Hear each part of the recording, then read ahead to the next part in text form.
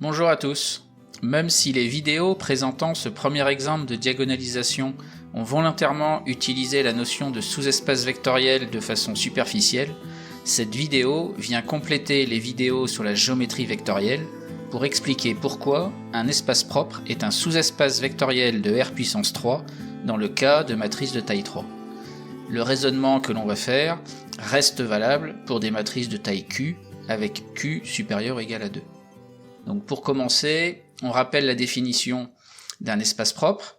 Donc quand on a M une matrice de taille 3 et à coefficient réel, lambda étant une valeur propre de la matrice M, eh bien l'espace propre associé à la valeur propre lambda, c'est l'ensemble qu'on note E indice lambda, constitué de tous les vecteurs V écrits sous la forme d'un vecteur colonne à 3 lignes x, y, z, qui vérifie M fois V égale lambda fois V.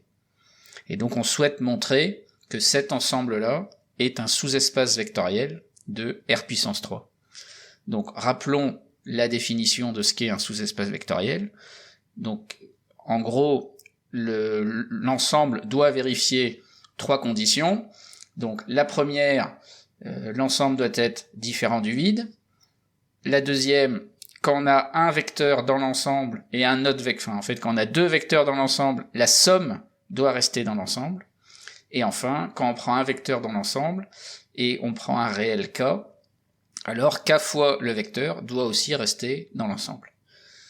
Petite remarque en passant, ici dans la condition numéro 3, le réel, là je l'ai noté k, contrairement aux vidéos précédentes dans lesquelles je l'avais appelé lambda, mais dans le cadre de la diagonalisation, lambda est plutôt réservé aux valeurs propres, donc histoire de pas tout mélanger, j'ai rectifié un peu le tir ici en notant le réel k.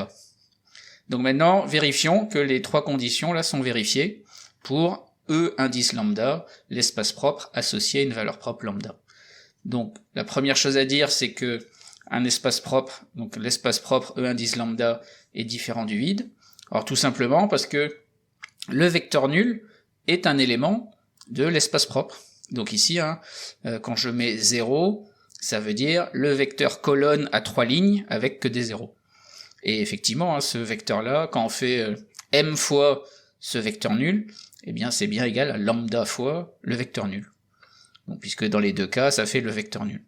Donc la première condition est vérifiée.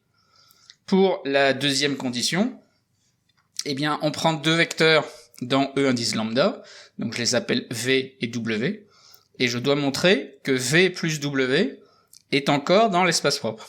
Donc pour montrer ça, je pars de M fois V plus W, donc j'applique la règle sur les matrices, donc je peux développer cette égalité-là en MV plus MW. Maintenant, on sait que V est dans E indice lambda, donc MV ici c'est pareil que lambda fois V, et comme W est dans E indice lambda, MW c'est pareil que lambda fois W. Et ici je peux mettre lambda en facteur et ça me fait lambda fois V plus W. Donc le vecteur V plus W, il vérifie M fois ce vecteur égale lambda fois ce vecteur. Et ça traduit exactement le fait que V plus W est dans l'espace propre E indice lambda. Donc la deuxième condition est vérifiée. Enfin, pour la troisième condition, si on prend V dans l'espace propre E indice lambda et qu'on note K n'importe quel réel, eh bien on veut vérifier que K fois V est un vecteur de E indice lambda. Donc on va calculer M fois K fois V. Alors, toujours pareil par les règles sur les multiplications de matrices, parce que K est un réel, M fois KV c'est pareil que K fois M fois V. Maintenant, M fois V, parce que V est dans l'espace propre, M fois V c'est lambda fois V, donc ça me fait K fois lambda V. Comme K et lambda ce sont deux réels, eh bien règle sur les multiplications de matrices, ça revient à faire K fois lambda d'abord et le tout fois V. Maintenant K fois lambda, comme ce sont deux réels, c'est pareil que lambda fois K, et ça me donne en fait lambda fois KV. Et donc le vecteur KV, il vérifie M fois notre vecteur KV égale lambda fois le vecteur KV. Et ça signifie que KV est un élément de l'espace propre. Et donc la troisième condition est vérifié.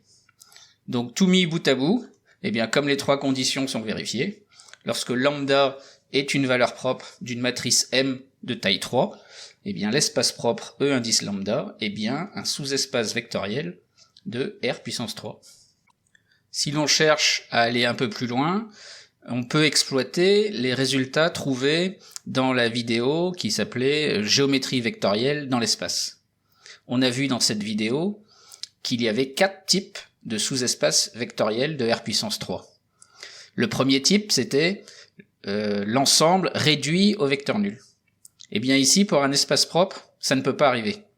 Alors pourquoi ça? C'est si on regarde la définition de ce qu'est une valeur propre, c'est il existe un vecteur V non nul tel que mv égale lambda fois V. Autrement dit, ce vecteur non nul appartient forcément à l'espace propre. Et donc ça veut dire que l'espace propre ne peut pas être réduit au simple vecteur nul parce qu'il y a au moins un vecteur non nul dedans.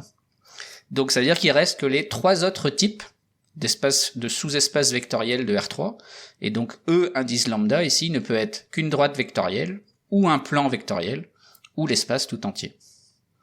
Et dans ces 3 cas-là, ça voudra dire qu'on a forcément une infinité de vecteurs dans un espace propre. Et voilà, cela termine ce deuxième bonus.